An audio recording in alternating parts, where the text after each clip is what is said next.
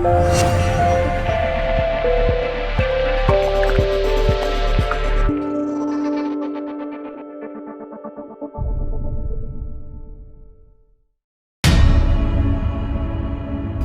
tarin lamba a cikin aurenmu, wallahi bai ɗauri ba. Duka abin da zuciyarka take yunkurin ka aikata da ni zina ce. Me kike nufi? Daren jiya da shi ya kamata ya zamto daren farin ciki na.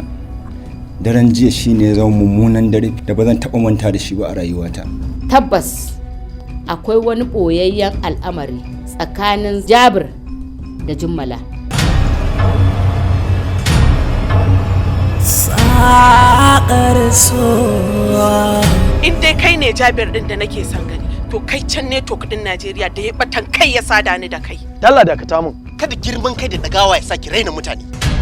Kallani da me Allah ya rage ni. Da kyau, ilimi ko kuma me? Ya kamata ki rinka saka kalamanki akan mizanin da ya dace. Leave my house.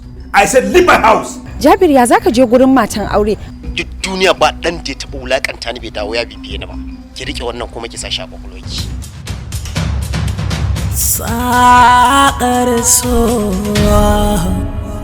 Wallahi sai Jabir ya zubar da hawaye mafi zafi a kaina.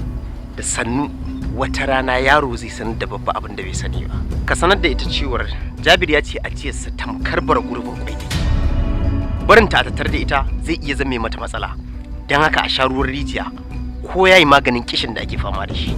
Wannan jerin ƙayatattun fina-finai masu dogon zango. Saqar So karfe 7 na dare a duk ranar Juma'a. Shirin Laraba karfe 7 na dare a duk ranar Litinin. Sai mafarkin rayuwa karfe 7 na dare a duk ranar Laraba. Duk a tashar YouTube mai suna Kannyplay. Saqar